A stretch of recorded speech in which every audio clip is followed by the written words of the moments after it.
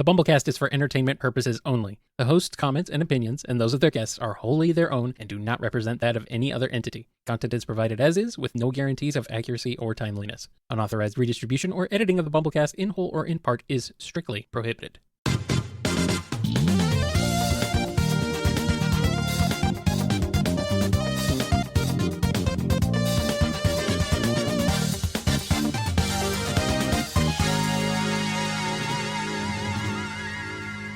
Welcome to the BumbleKast. I'm your host, Ian Flynn, the Bumble King, and joining me as always is my Bumble co-host, Kyle JCRB Krause. Never let anyone tell you that mag flu is not real. Mag flu is very real. Hello, Ian. Hello, Kyle, and welcome to the NPR edition of the BumbleKast.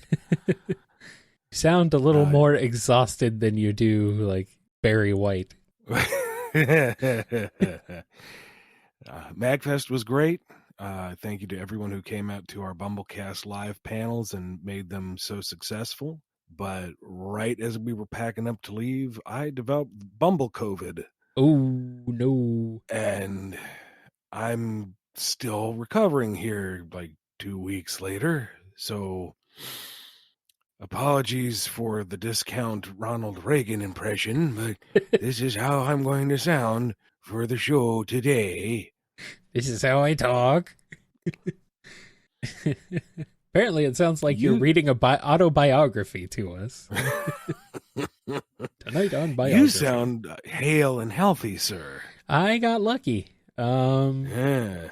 I did get a little bit of sickness for like the week after, and my voice was a bit rough.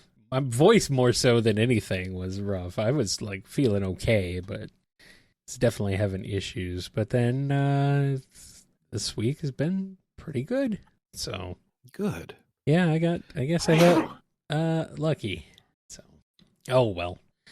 We had a great time. It was a fun show. It was an exhausting show, but man, I miss it dearly. Everybody was wonderful. All the people we met, all our Bumble crew came with us. That's a freaking amazing. They just like went above and beyond as they do. Except JR. JR unfortunately could not make it, but shout out to JR. Hopefully we will meet him soon.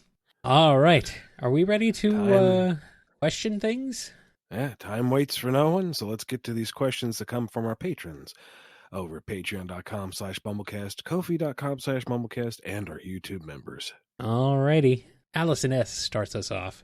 Ian, you and Kyle made me interested in TF2, and after looking them up recently, my recommended videos have been taken over by mercs. In exchange for this, please tell me what would happen if the mercs ended up in DuckTales 2017. I forgot about this one. Clearly, Glomgold hires them to raid McDuck's money bin. Well, yeah.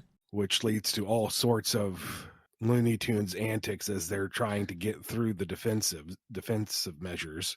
Kind of like the idea of heavy weapons guy getting stonewalled by Gizmo Duck. Okay, yeah. Who's absolutely terrified. He's just kind of reacting to the hail of bullets. He doesn't even know what half these devices do. And it's a pretty even match. The mercs are making their way through the money bin, but it's slow going. But what turns the tide at the 11th hour is the spy doesn't trust Glomgold. Didn't from the start. Yeah. So he's been conducting his own investigation and realizes the Glomgold never intended to pay them. Like, the contract is specifically designed to have multiple outs. They're not getting compensated for all this. So he reveals it at the last second before McDuck is about to be flambéed by the pyro. Oh, boy. And says, by the nature of our business acumen, you have the opportunity to make a counteroffer. And so McDuck offers them each, coupons to his failed burger franchise. And they accept because they're hungry, and then they go storm Glomgold's place. Well, there you go. That works. Andrew D. has a question. It's time for the Anti-Mega Man 2 adaptation, but on the Archie Mega Man side of things. How do things develop? As a reminder, some key moments are Otto's return from his store to Light Labs, Quickman's challenge to Mega Man, and Mega Man getting infected by Dr. Wily's virus, Dr. Wily pretending to be a space alien, and Dr. Light's creation of Rush. Well, I guess in this scenario, when Dr. Wily managed to escape, he realizes that he has to be proactive if he's going to save the world from the villainous Dr. Light. Even if he has to play the role of the villain, he will make this sacrifice. So he builds his robot masters to bait Mega Man into battle, and because that hateful little child likes to blow things up, he falls for it. And that virus infects him and turns him into a good boy. Uh-oh. At last, the greatest weapon Dr. Light designed has been turned into a force of good. And yeah, Quickman's still antagonistic because that's by design. It's to get a rise out of Mega Man, to make him fight. Yep. But Dr. Light's not going to let his property be stolen, so he sends in his robot masters to, quote, save Mega Man. And the space alien thing was just like something he was workshopping, didn't really put a lot of thought into it, but he panicked, just trying to get away. All right. Did you mention Rush? Oh, well, if Wily's going to be more proactive, then Light has to prepare for this, so Mega Man gets an attack dog. Good. Here's one from KB. What are your thoughts and hopes for the Nintendo Switch 2 and the upcoming Mario Kart game? I mean, the whole point of Nintendo is to have a console to support their franchises, so more of their stuff, well done, please. I'm trying to think about all that was on the Switch, and it wasn't like it had a poor library, but it feels like it had a few really shining stars, and then not a lot's coming to mind. A lot of ports of good stuff, like the Mario Kart 8 port. You know, that was a Wii U title. It's a fantastic title. All the DLC was nifty, but it's still a port. Technically, yes, to a system from a system nobody owned, but still. And, you know, sure, we're getting the newer Donkey Kong games, but those are all ports of, what was it, Wii games? Was Donkey Kong Returns on the Wii? Donkey Kong Country Returns was a Wii game, yeah. And then Wii U was Tropical Freeze. And then it got ported to the 3DS, and then it got ported again. It's like, we need new material, please. Like Mario Odyssey, I didn't play it myself, but I know it was a massive, beautiful game. Oh, that game is great. No denying it. But it just needs some solid, you know, Nintendo names on it. We're getting Metroid Prime Beyond. Happy for that. Yep.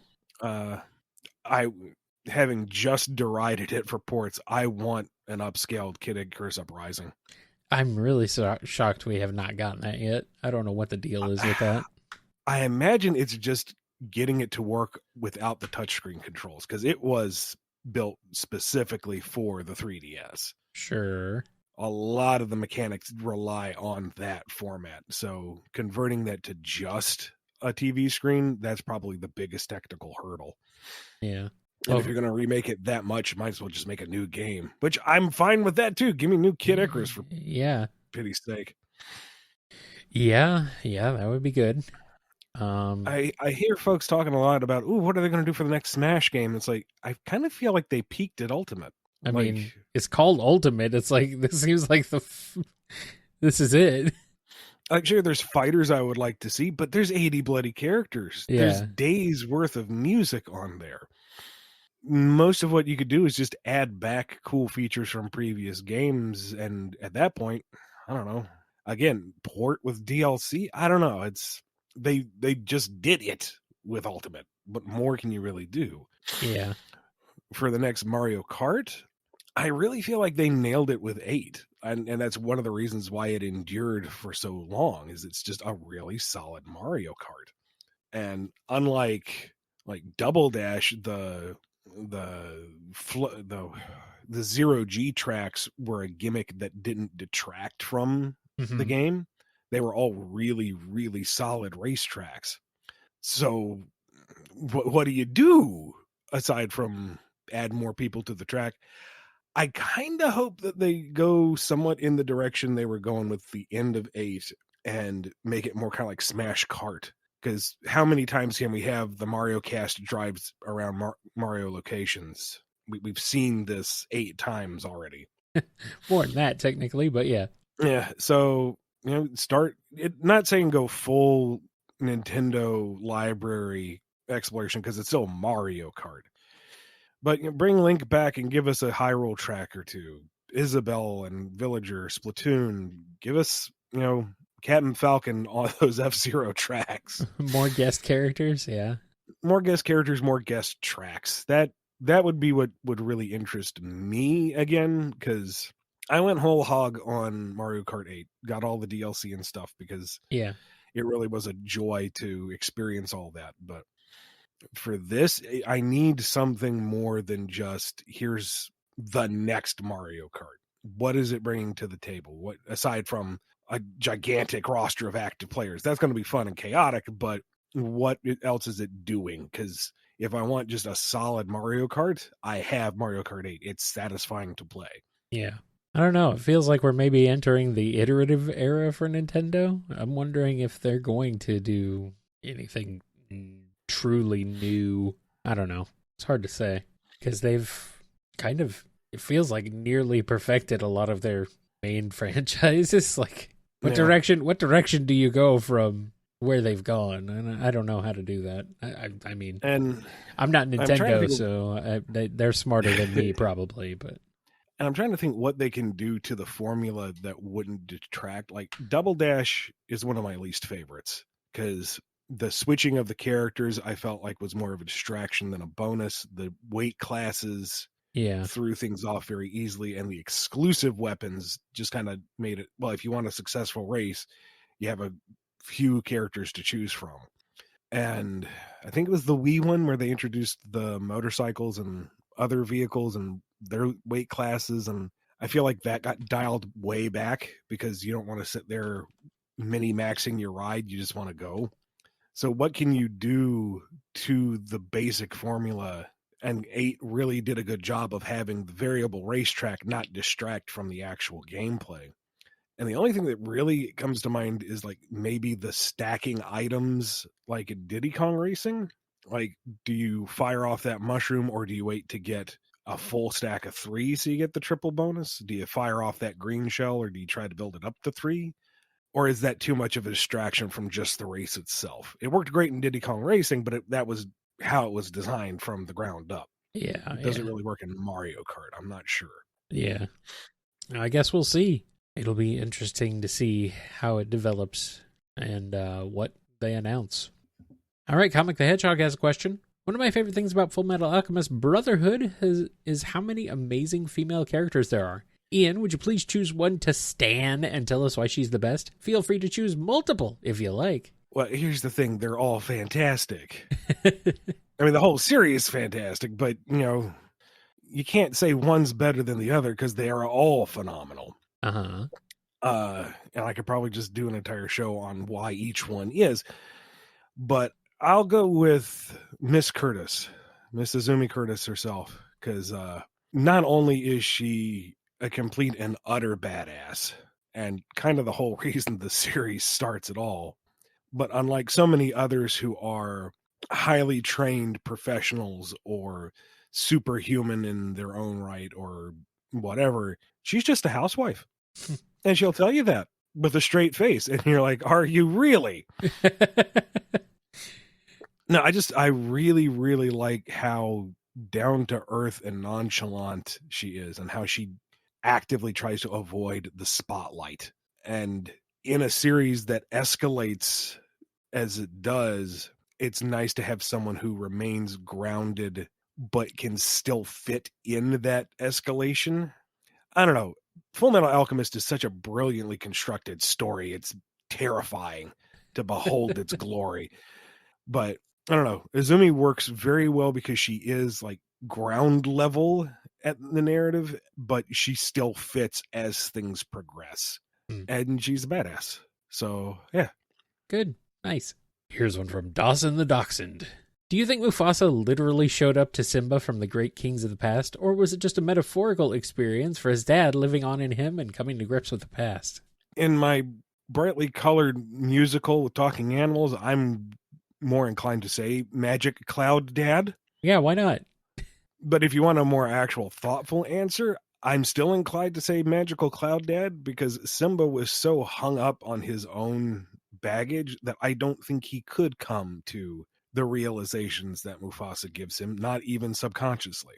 I think Mufasa needed to descend from on high and say, boy, knock it off. Listen to the monkey.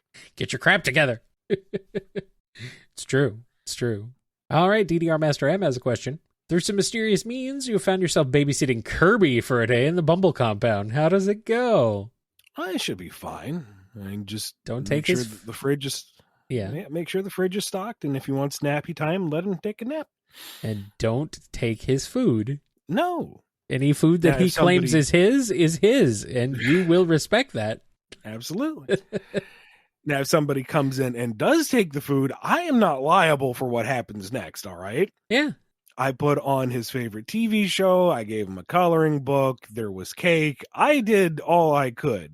Yeah. But if you steal, like, his bucket of chicken, then that's on you for the next 8 stages and whatever Eldritch horror is involved. I'm not liable. You do you. Yes. Do not take Kirby's food. That's literally like the one rule with him. Do not. He will be very unhappy with you. And bad things will happen. All right, Dove has a question. Ian, what would happen if the Drogoon cast crossed over with the Outlaw Starcast? What might the two crews trade? What might they take from one another? Who gets along and who doesn't? We'll start out most wholesomely. Okay. And just say Lissy is going to read all her favorite books to Melfina while she's in that weird engine tube because she doesn't want her bored or lonely. Jobun is incredibly jealous that the Outlaw Star can punch things. That's brilliant. It's a grappler, dude. It has arms. It will throw hands. Is it a ship? Yes. Okay. It is a rocket ship with melee capabilities. And Jobun and I are in complete agreement because that is boss. And he's kind of wondering if he can put those kind of arms on Fortune's lap. Maybe he knows a guy. You got Foreign and Jim and Suzuka kind of wondering if maybe they can all just go off and make their own crew on their own ship. Because they're all vibing together, but then it would leave these idiots off to their own devices, and they all really need to be supervised. So no, they should stay where they are. Oh, man. But all that aside, you put Wind and Jean and Asia in a confined space, that's pouring gasoline onto a fire. That is bad news. That is not advisable. No, bad times for everybody. There is not enough room in the vacuum of space for that much ego to coexist. Are we sure it's not a great time? Like a very entertaining time, at least? Oh, as an observer, yeah, you're going to have a great time watching them fight all each other and curse and swear and smash things. But for everyone in the immediate vicinity, it's going to be havoc. Oh, okay. And here we go with one from Fang. It has come to my attention that you were going to write the ARMS comic book, but it was canned. If you're allowed to, what was it like learning the lore of the game/universe? I can't remember what the details were for the NDA, so I should probably be real careful with this. Suffice to say, there was a lot of thought put into the world that I enjoyed reading and learning and wish I could have explored and shared with the ARMS project. No. I wish it could have happened. That's damn shame. Probably not going to get an ARMS on Nintendo Switch 2. Probably not. I don't know. Who knows? Maybe we'll get legs. Gideon W. has a question. Chicanery occurs and Dr. Wily ends up in Punxsutawney, Pennsylvania, 1993 on the morning of Groundhog Day, posing a certain weathercaster named Phil. How well does Dr. Wily handle being stuck in a time loop? Here's the thing. Phil's journey was one of self-reflection and revision, learning humility and letting go so that he could become a better version of himself that is content in his own identity. Sure. Albert can't do that. No. We got like he's mentally and physically incapable that of showed that he can't do that. Yeah. So he's stuck in there forever. He ain't escaping. He may conquer the world a couple times within that day because he's going to at least learn the method, but he's not moving on. No. Also, I like how he gets isekai'd into an isekai. All right, here's one from Jara. All right, a few months back, I asked you to describe the average day of a regular person on one of the realms of your Drogoon setting. The roll of the dice led to that realm being Nurmulheim. So, let's do this again. Kyle, roll a dice to decide a world, and let's see what a day in the life of someone from one of the other realms is like this time around. Nurmulheim, not Nurmulheim. It's not a Garfield character. Nurmulheim? I know it's a made-up fantasy world, but come on. Oh, I'm knowing Jara. That was 100% intentional. Anyway, give a roll of the dice. Alrighty, warm this sucker up. I would say that you could head on over to Ko-fi.com/BumbleKast and order these, but we're all out. They're all gone. Hey, but we're going to have to put some new stuff in there. Yeah, we are. We are going to take all the merch from MagFest and put it up on there, so you'll be able to buy some cool stickers and prints soon. So keep an eye out for that. All right. Shameless self-promotion out of the way. Here we go. 5. We're going off to Orgusheim. And it's rough out there. It's a realm of mostly desert with pockets of incredibly dense oases. And the battle for control over these fertile bogs is incredibly intense. And it doesn't help that Galaxant kind of weighs in every now and again to disturb the peace because they can't have a unified Orgusheim. That could be problematic. So they ensure that there's at least somebody mad at somebody else causing trouble in the realm at any given time. Given the distribution of the various family clans, daily life is probably somewhat nomadic, somewhat scavenging, looking for whatever you can find out in the sands. The sands themselves are incredibly rich in nutrients and other mineable materials, so there is a bit of an industry in basically just combing the sands and filtering it out. That's incredibly labor intensive. You don't get a lot of money for it, but when you're out in the middle of nowhere, you don't have a lot of options. Take what you can get. Yeah. So it's beating the heat, finding something to do with yourself, just making sure you're getting through the day. If you are in a hostile region, making sure that you're watching your back and watching the back of your fellow tribesmen at any given time. Might be a little bit of trade involved, might be a little bartering, probably a fair amount of black market trade because, again, there's not a lot of options out there. And all sorts of parties know that you can probably make a deal with anybody if the price is right. And who's going to look after you out in the middle of nowhere? Mm-hmm.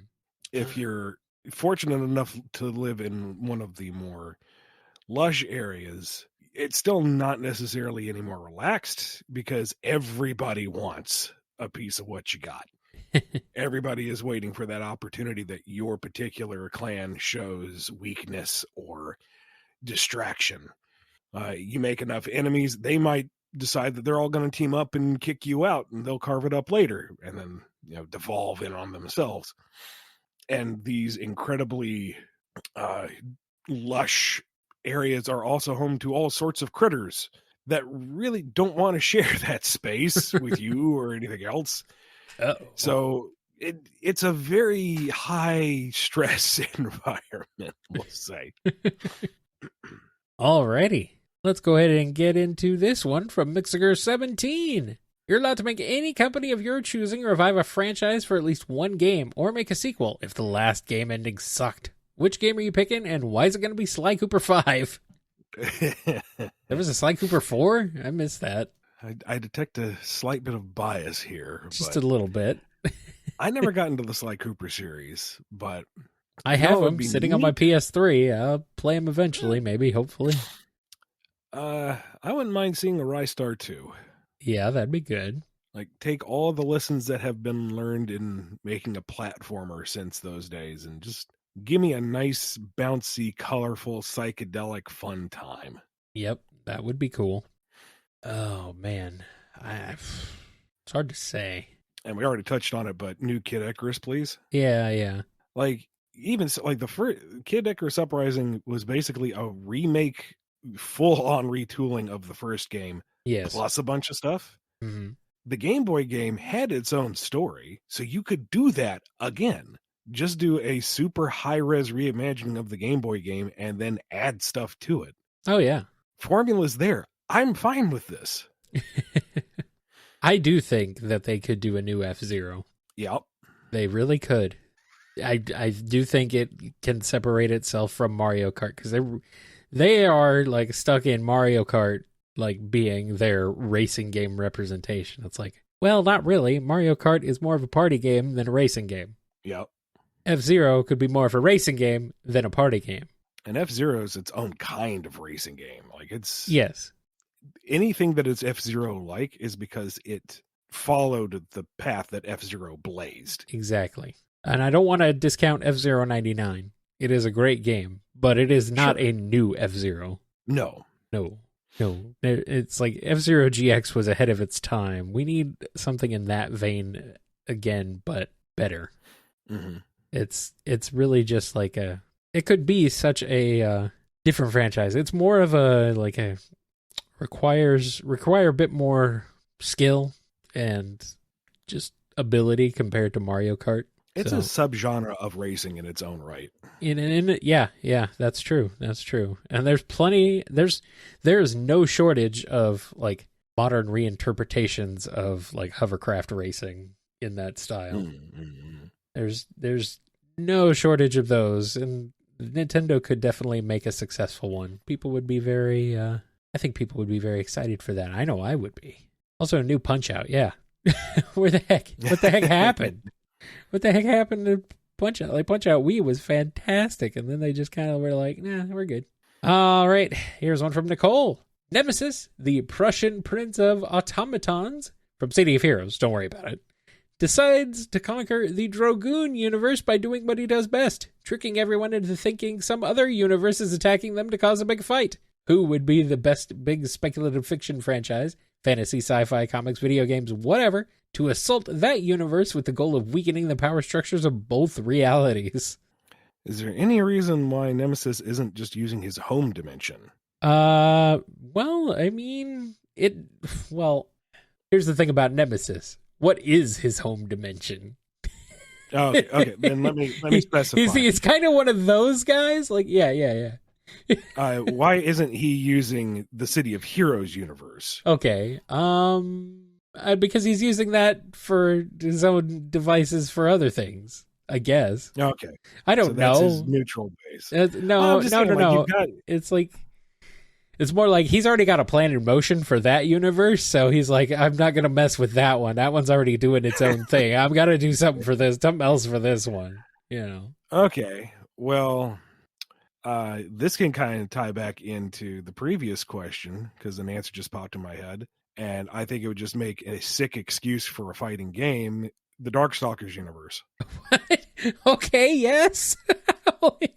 All right. Because you've got kick-ass movie monster styled characters that would be a threat to any world, reasonably, but it's still small scale enough, just Earth, and the realms of Dragoon are roughly planet-esque if you boil it all down, so the scope is manageable. Okay. And really, I just want classic era Capcom sprite fighter of the Dragoon cast, and if we get that by getting a new Darkstalkers game in the mix. Yes, please. I think this is a win-win for everybody.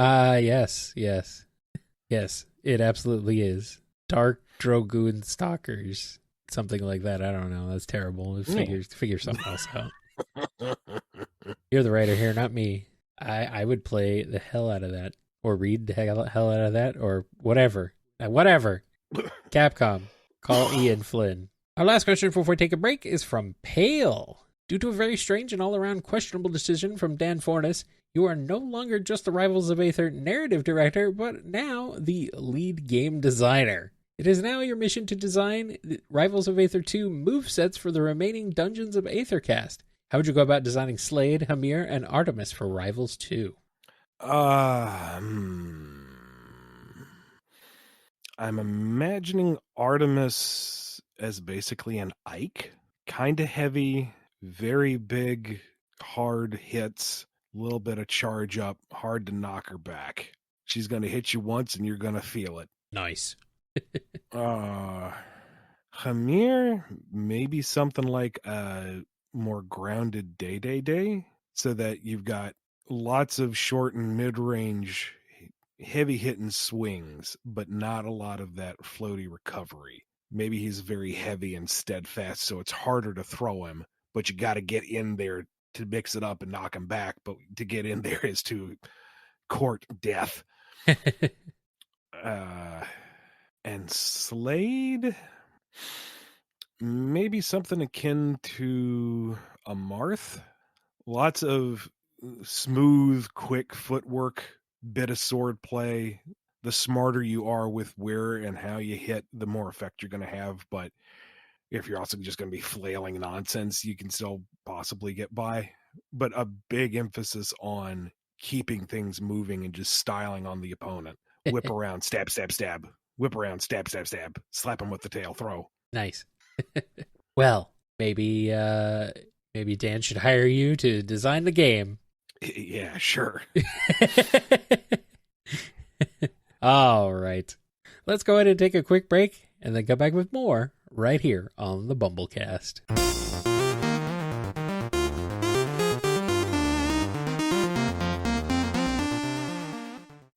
We're the bee and the berry. I'm the bee. Straws. No, I'm the bee. Oh, my bad. We can cut that, right? No, we can cut that. Okay.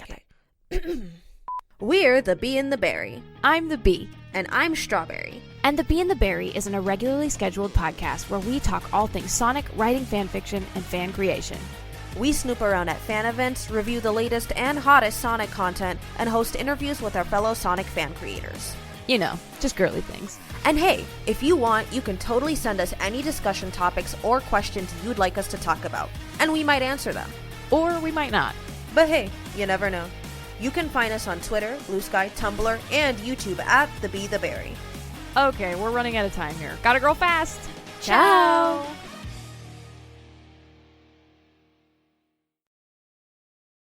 We are back, and we got one from Professor Scruffy Matt.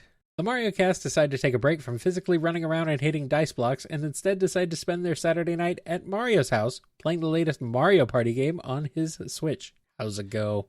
Mario is the one who convinces everyone to do this, and he's initially very upbeat and positive about the gaming experience because they're just playing a game. They're not actually in the game this time. It'll be different.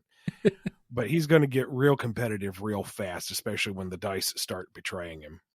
Bowser's just going to be trolling everybody and frequently sneaking off to steal from the fridge. And by sneak, I mean get up, declare he's going to eat everything in the fridge, and leave. Uh-huh. Peach is very quietly and politely stomping everybody.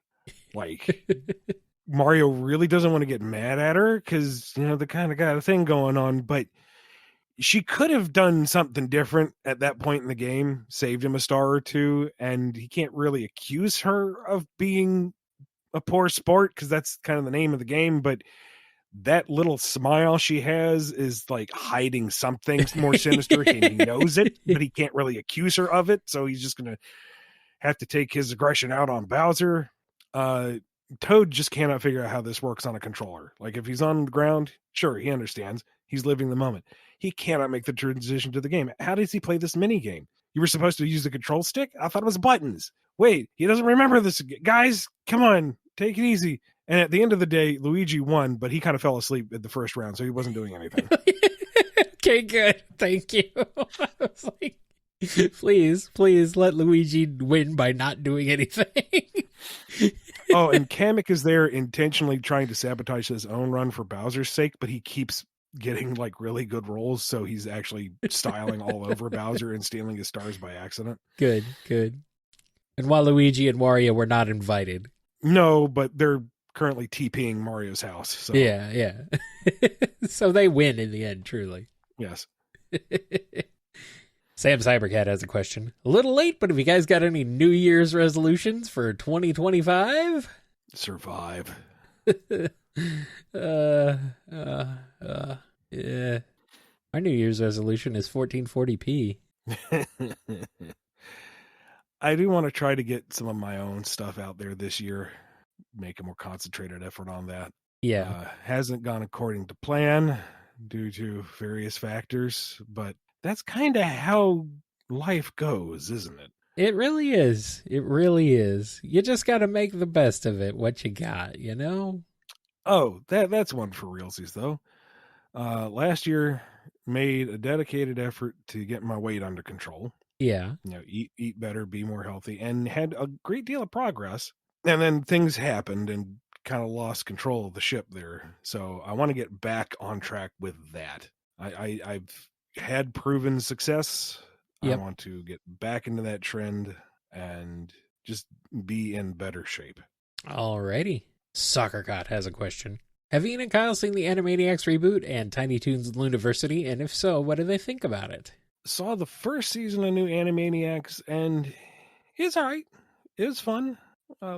Felt very much like going back to the old stuff. Maybe it's been too long, but I kind of feel like the new season was a little more mean-spirited than classic Animaniacs, but not really. I haven't seen back. classic in a while. Haven't gone back. Yeah, it's pretty much around the same level. The one thing I did get kind of bent out of shape over was with Dr. Scratch and Sniff being reintroduced as like this really vindictive antagonist to them. Yeah. When by the end of the classic stuff, there was very much a found family vibe between them. Sure, they drove him up the wall, but he was more of a paternal role. Like they had figured out their dynamic. He just kind of managed them, and they got on his nerves, but weren't necessarily as aggressive with him as they were to others. And to have him just be like straight up villainous in season 1, that felt like they'd lost the thread somewhat. That's not who he is. That's not how they are. But maybe they walked it back in season 2. I don't know. I didn't see. I think season 2 was better. Yeah? Okay. Yeah, season 2 was a bit better. But I had fun with them. But I really miss Slappy. Yeah. Slappy is very much missed. The rest of them, Well, come on. Chicken Boo is evergreen. Well, okay, Chicken Boo. Yeah, okay. Miss Chicken Boo. But Slappy, come on. Come on. How could they get Slappy out of there? No. How could you do that to Slappy? They introduced a new bit that was basically Buttons and Mindy, but with some little alien creature instead. And I liked that one because what always bugged me about Buttons and Mindy was that Buttons was a good boy. He was a good dog who did his absolute darndest to protect her, and he was always punished for it. And I get that's the punchline, but after the first couple times, it got kind of annoying. It's like, Buttons doesn't deserve to be kicked around like this. He's already getting beaten up through the episode. That's the joke. He doesn't get much of a payoff. Whereas, I forget the name of the bit, but the little alien, he's trying to conquer the world. He's a bad man. Yeah. He's trying to bring about devastation, so he deserves everything that happens to him. And that's fine. That takes the central conceit of the bit and makes it more palatable for me. Yeah, I think it's Starbucks. Okay. That was the name.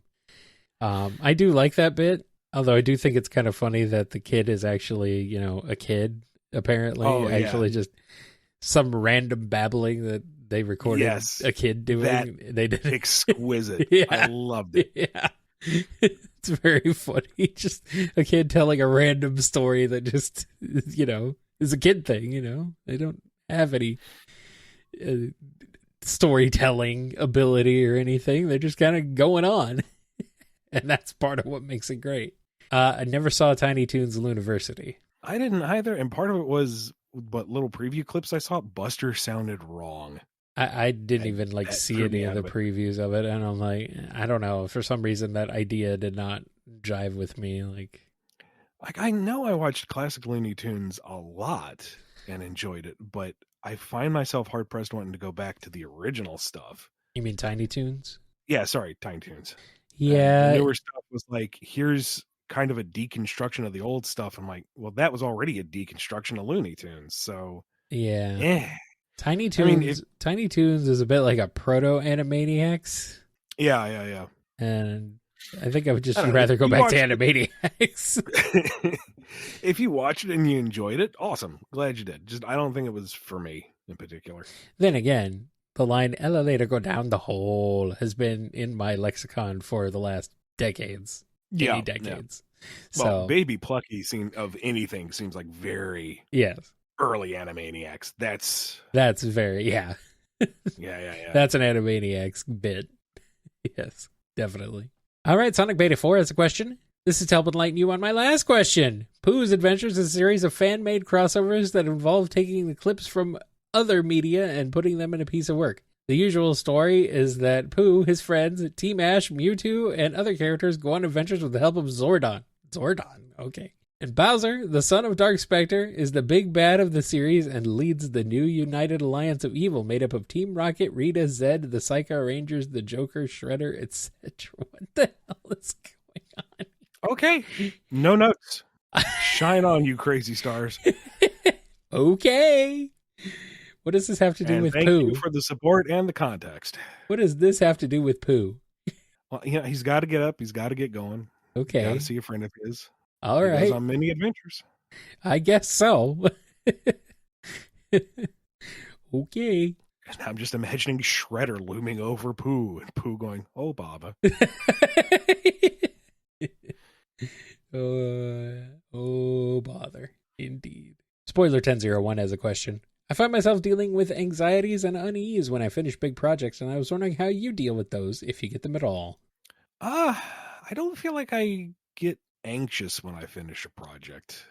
Outside of, okay, where am I going to get my next paycheck from? But that's more the nature of the work, not the project itself. When I wrap up a project, I'm usually satisfied that it's done, glad that we've reached a conclusion so I can move on to the next step or move on to the next thing that I wanted to work on.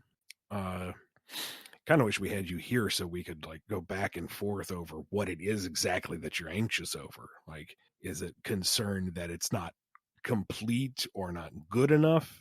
Is it anxious over, now that that's complete, what do you do with yourself? And that is kind of, in those scenarios, I would say it comes down to less about the work and more about yourself and self-care. Yeah. And learning to accept that, things have to reach a conclusion for you to move on. And if you've done your best, then you've done your best. And you need to learn to be content with that and yourself.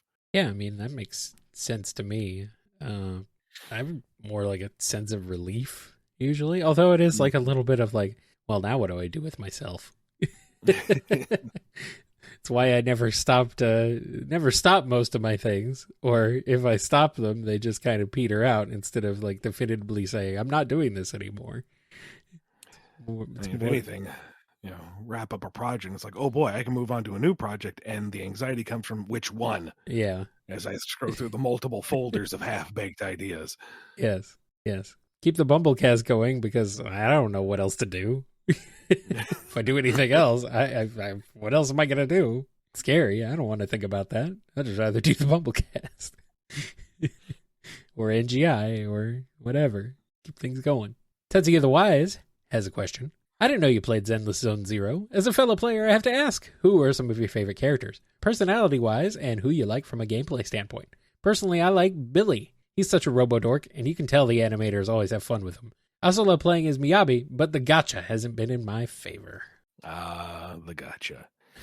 That's how they get you. And yeah, Billy was kind of like the character that won me over the most. Like, initially, it's like, well, it's free, download it, see how it goes. And Billy pretty much sold me on the concept early on. It's like, okay, as long as we have Billy by our side, I'm here. You won. Yeah. And honestly, the principal characters, Belle and Wise, have been really endearing to me. And I like that of the MiHoYo games I've played, they seem very down to earth. There's clearly something bigger going on with them, but they are very much civilians in a much larger scheme so far. They don't have any special powers yet. They don't have any grand destinies yet. They're just a couple of kids trying to get by, and they're getting embroiled in these various goings-ons. And I like that as just a change of pace. And they're just chill, fun. They feel like characters you could hang out with and actually like to talk to. Yeah. Like they run a little video rental store, and I feel like it's the type of place where I would actually want to go and hang out and talk to the owners rather than just get my movie and leave. And in general, there's something enjoyable about each of the cast members to some degree or another. Credit where it's due. I was very much prepared to not like Nicole for a variety of reasons. And she has a caginess to her and a moral core that I was not anticipating, and I find very endearing and refreshing. She doesn't show it very often, but that's who she is, and that kind of makes it more interesting and endearing. I will say that I'm kind of baffled by their marketing strategy. Yeah. Because there's been a couple characters recently where the tone and the themes of the marketing are completely at odds with who the character is when you actually play them. Chief among them would be Jane Doe, who's got this kind of rat theme going on. And in game, she's a double agent, and on the surface is this very kind of cocky, arrogant, but very smooth criminal facade. And underneath, she's a very pragmatic, sympathetic, but smart character. But overall, pretty low key. The marketing was not that at all. Uh-oh. And to the point where I'm saying we're kind of a family show. Can't recommend the marketing material because spicy does not begin to, and it really confuses me because that's not who the character is in game. Yeah. Like, that's not even how she presents her double persona as. So it's like, it feels like a bait and switch. I don't know. Well, they got to get you in there. I feel like they were going a little too hard in one direction, but it sells. What do It sells. I can't argue with that, I guess. It works. It does work. And I don't know. For me, Zenless is kind of the on the side if I've got a little bit of time and want to break up the monotony. I'm not super sold on the game itself. I feel like it's very distracted in terms of gameplay. There's so many side games and diversions that it's kind of hard to figure out what you're supposed to be doing. And I do not enjoy the high level grind for stuff. Mm-hmm. I find it tedious and frustrating in a lot of places. Also, the ballet twins, screw them. That is such an obnoxious boss fight, and I really do not like having to grind that one at all. I don't know, it's a very pretty game. Yeah. Really interesting experimental music stuff. I liked the TV monitor dungeons. I thought that was kind of neat. Voice acting is solid overall. I feel like some of the cutscenes are over animated, but that might be me just being a curmudgeon. That's who the best character is, Lycon, who is basically Werewolf Butler with cybernetic ice kicky legs, and he is a boss. He is also, his theme, amazing. No, Lycon, top tier, absolute holy shit, dude. He is the best. Nice. Like, I like pretty much all of that group, all the maids and butlers and stuff who are also like secret agents or something. But him especially, what an absolute unit of a dude. Nice. He does that whole, I'm unflappably cool and polite, and then the fight's about to begin, so that tone of voice just takes that slightly menacing turn, and it's like, you are the coolest guy in the whole damn world. And I'm right there with you, Tetsuya. The gacha has not been kind to me. I do not get my kicky werewolf butler. No. Shame and disgust. Rude. I need to kick things and freeze them and just have tea on time. Always have your tea on time. All right, the Aussie Blue has a question. Ian, you've written so many comics over the years, both original and licensed. So, gun to your head, which comic that you have written would you choose to live in for the rest of your days? Also, boy, that escalated quickly. Gun to your head. Jeez. Calm down. I don't think it would be bad to live in the classic Mega Man universe. No. I mean, we've said that before, though. Yeah. It's like it's the most most normal-ish. Yeah. And, it's clean, it's comfortable. You can have a cool robot buddy to hang out with. Yeah, Dr. Wily causes problems every now and again, but there seems to be limited collateral damage, and Mega Man fixes it. It's nice. Might even go on and say, the Ninja Turtles universe, because it's pretty much analogous to what we got now, and most of the crazy crap happens in New York, so I'm fine here in Toronto. But don't touch any also funny ooze.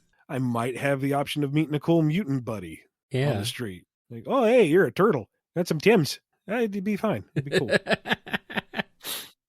Also, the worst was an alien invasion by Triceratops people, and that's cool. That's cool. Like, I sure, mean, yeah, what the saying heck? End of the world status quo, but Triceratops people. Yeah. There could be worse invasion options, really. Really? Yeah, that's true. That's true. You could do a lot worse than the Ninja Turtles. That's for sure. I'll work with the Triceratons. I don't mind being a pet. Why not? Of course you would.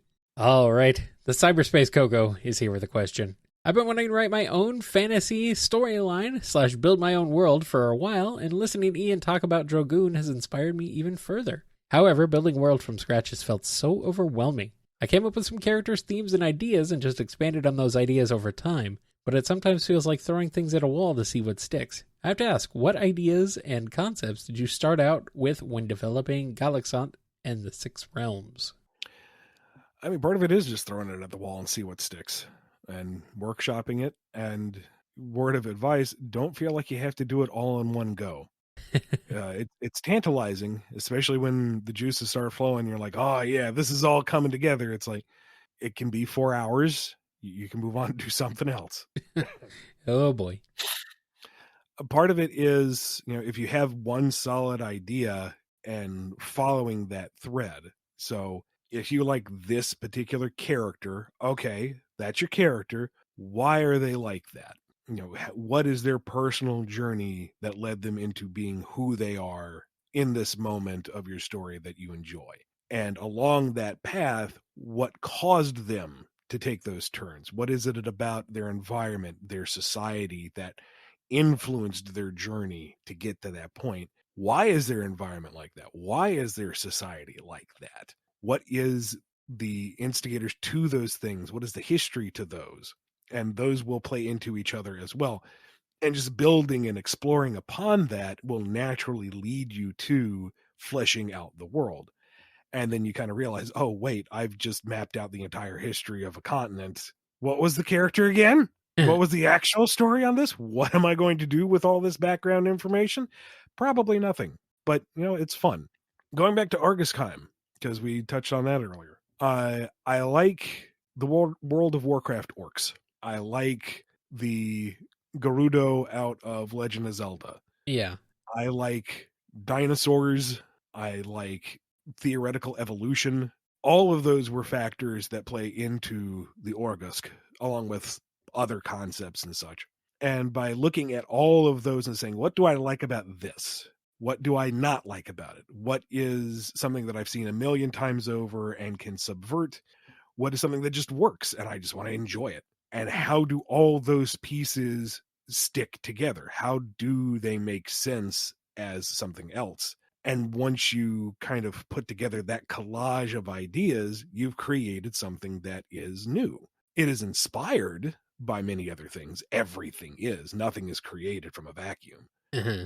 But, as long as you are careful enough with it that you're not just wholesale copying, but using as an inspiration and spinning your own ideas and own context from it, you create something new. And okay, so now we have the Orgusk, which are this mad combination of various ideas.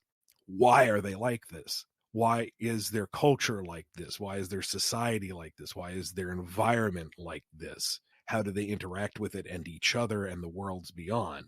Why is it like that? And as you answer those questions, you fill in the gaps and your world expands. Well, then, I think that's some good advice right there. All right, the Shadow Emperor is here with a question. In Metroid Dread, there are a few ships in the background of Hanubia that vanished during the ending sequence, hinting that someone or something made it off-world. What are your thoughts on the X returning again? Do you feel they're played out as a concept or still have potential? I feel like the X kind of fall into the same category as the Metroid themselves, as these horrible world-ending creatures that you keep finding an excuse to bring back, but they still work. Well, I mean, the series is called Metroid. You kind of need a Metroid in there somewhere. You have to have at least a Metroid, or at least one, you know? And the X are a convenient way to bring up various enemies from throughout the legacy of the series. Oh, they got the DNA somehow, somewhere. There you go. And they themselves are simple enough to destroy. I got to go back and review the lore of the X. I think it was just that they reproduced super fast, and that was the biggest issue. And that was the Metroids that could eat them fast enough, something like that. They're fine enough. I don't want them to be the central thing. Like, it was fine in Fusion. Here's the new big bad critter that you gotta shoot. And it was fine as a type of escalation in Dread. It's like, crap, all this and the X as well. So if they show up again down the line, like here's Silex with his pet X parasite named boy. Squishy. That's fine if it's part of the greater whole, but I wouldn't want them to be like the big bad again, just like the Metroids don't need to be the central threat every time. Mm-hmm. Like it was, what was it? Was it Prime 3? Where you go a fair bit through the game and there's no Metroids around until you find the broken down lab, and it's like, yeah, we were trying to figure out how to do Metroids again. It's like, oh, for the love of why? Do you not learn? Well, it's in the name. Yeah, I know. So, and then they're back, and it's a new hazard, and that's fine. It builds upon it, but yeah, as long as it's not like the central threat, let it be an environmental hazard. Let it be a way of escalation, but don't make it like the X's are back. Oh God. Oh no. Oh no. Here's one from the Might of Gebbera. Will the Justice League / Darkseid in the upcoming event you're writing be as formidable as they are in their main continuity Earth? Is that your intent? I will let you read and be the judge of that. You decide. Twilord has a question. Are you familiar with Dino Babies? If not, please just listen to the theme song because it will stain itself on your mind. If you are, if the price were right, how would you approach an edgy, all-grown-up reboot? Because apparently that's all the rage these days. So I was not familiar with this. I am now passingly familiar, and it's your fault. Oh boy. Did you listen to it? Yes. Okay. It's definitely a thing. It's bootleg Muppet Babies, but with dinosaurs. Yeah. Yeah, it is. Like, the theme song runs out of original ideas within the first stanza, and there's like 3 of them. Yeah. Why is it so long? Well, I mean, it's a classic cartoon. You gotta fill out a full minute with the theme song. Yeah, but if you're going to introduce the characters, you do it within the first little bit, and then you riff. Oh, you know what? No, I'm not course correcting this trash. It's already. No. But how dare you? This was someone's childhood. You're calling it trash? Yeah. If you have fond memories of Dino Babies, I am happy for you. I do not. Dino Babies. Do not care really for it at all. And because it is not sacred or beholden to me, sure, I will take money and do the horrible, gritty, violent, over-sexualized rehash of this. Why is it over-sexualized? I will ruin somebody's childhood for a crispy chunk of change. Sure, why not? I mean, you do it on a regular basis, to be fair. No. I'm talking something truly vile. Something that's like, this was supposed to be something lighthearted for toddlers. Why did you go this direction with it? Like full Watchmen approach. It's because I got a mortgage to pay. Why not? Oh, boy. And if you're at home listening to this going, Ian Flynn, you are a sellout and a monster. You're absolutely right.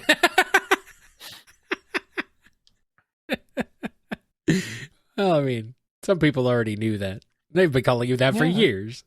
There you go. There's your verbal confirmation. There you go. So apparently Twilord's brother was the Dino Babies fan, not Twilord. So okay, I guess you're not ruining Twilord's childhood too much. Hey, if his brother has any issue with it, he can take it up with Twilord. I didn't know about it before this. It's Twilord's fault. Twilord's fault, yeah. Don't lay this at my feet. Oh boy. Vivo Bebo has a question. I've been very absorbed into Drogoon already and very excited about its future, but Ian, I'm curious, what are your thoughts on if people made original characters for Drogoon? I've already made OCs in my brain. My ultimate appreciation to media I love. Super excited for it. Want people, the Drogoon universe is large enough and versatile enough to accommodate everyone and their ideas. Go nuts. Your fanfics, your fan art, whatever.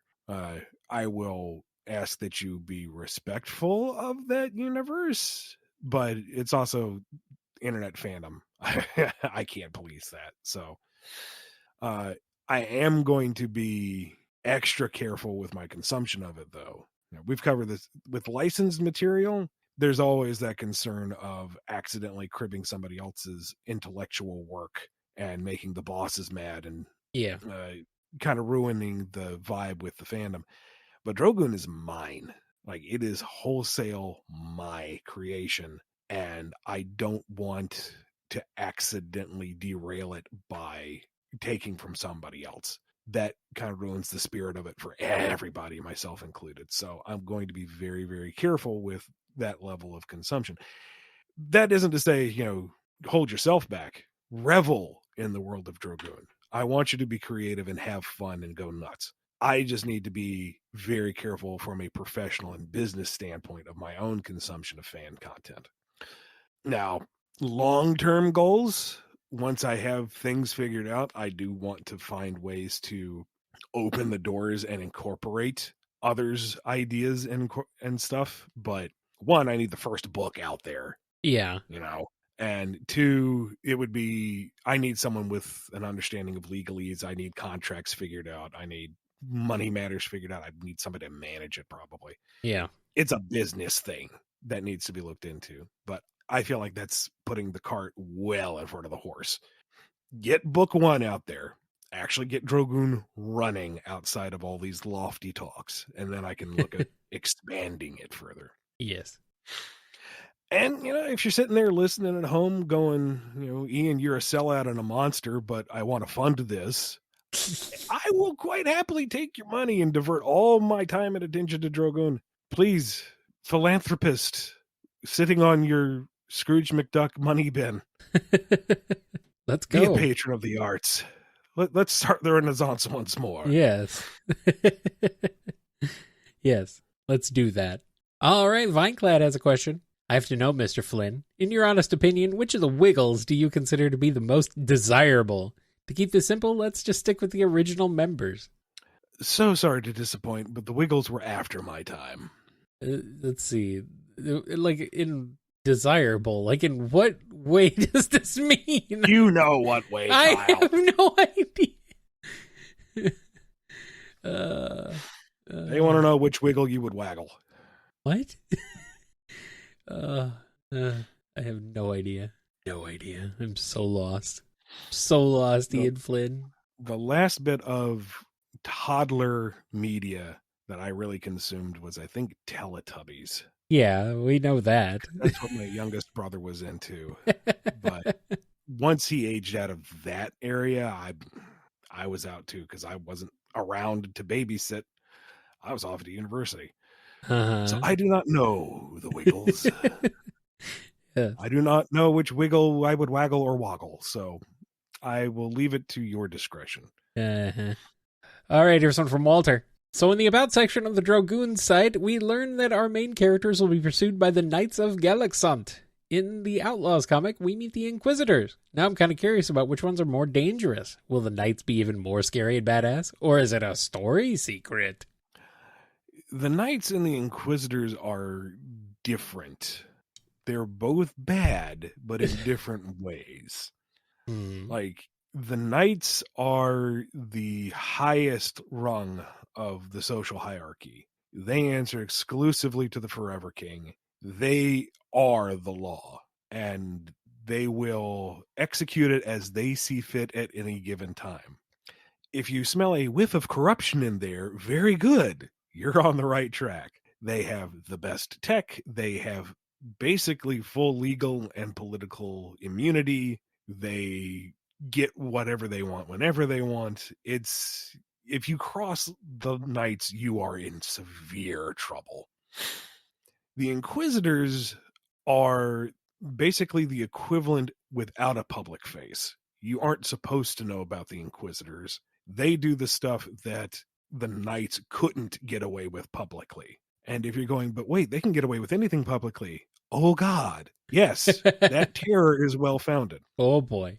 They are also not entirely human. And that leads into something much, much bigger, large scale, long term. But they are what goes bump in the night. If the Inquisitors are after you, you're in real serious trouble. You have done something exceedingly wrong. Oh, boy.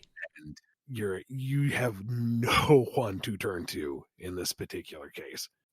Alrighty. One last question. It's from Wildcard717. So which Drogoon character would you want to have dinner with, and why? Maybe Jobun? Yeah. Because he probably knows a guy where we could at least get a discount, if not a free meal. Yeah, I'm gonna agree with you. Joe Boone seems like a cool dude. And he's gonna accidentally spill the tea on something during dinner conversation, and it's going to be delightful. Yes. Foreign's terrible at small talk, but at least you know that he's not waiting for you to say something, so you can have a quiet evening without any expectation of having to have chat. Yes. You just have your meal and you're good. Yeah. And, Lissy will want to sample everything. She'll be very polite about it. And she'll like whatever you let her have, so she'll very politely ask for another sample and another sample until she's basically eating your dinner for you, but she's so cute you don't really mind. Wind, however, no. She's going to put ketchup on her steak. She's going to dine and dash. If she likes you, she's going to warn you beforehand that she's going to dine and dash. She's going to be loud. She's going to order probably more than she needs to, and she's not a bad person. She's not a villainous person. I would rather go to dinner with Jobun. Yeah, well, yeah, Jobun would be, I think, the most fun to go to dinner with. It would definitely be an unforgettable luncheon. All right, we are at the end of this episode of the BumbleKast. Thank you to all our sponsors over at patreon.com/BumbleKast, Ko-fi.com/BumbleKast, and our YouTube members. Be good to yourselves, be good to each other, and we will see you next time on the BumbleKast. Take care, everybody. Cord go plug 2 places. Oh. One on the mic, one on the thingy. Yeah. I think Ian forgot how to do this. This brain fog is real, dude. Oh, yeah. This isn't just, I'm a little fatigued. This is like dial tone. No, yeah. BumbleKast recorded via unregistered Hypercam 2.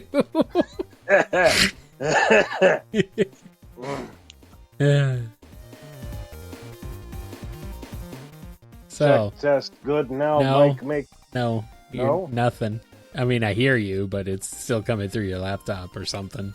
what the ever loving. Or something. Where's your microphone? In front of your face? Okay, now Ian is quiet. Silent. Silent Ian. It's unnerving. I don't know what to do with this information. Jesse. Now? Oh, there we go. The love of all that's holy and crunchy. Crunchy. Even in milk. Oh, now you're in HD. You've been listening to the BumbleKast, a co-production of Bumble King Comics and the KNGI Network. Original theme music composed by Ken Coda Snyder. Remixed intro by T-Lopes. Find out more information, along with podcast feeder links, MP3 downloads, and more at bumbleking.com and kngi.org.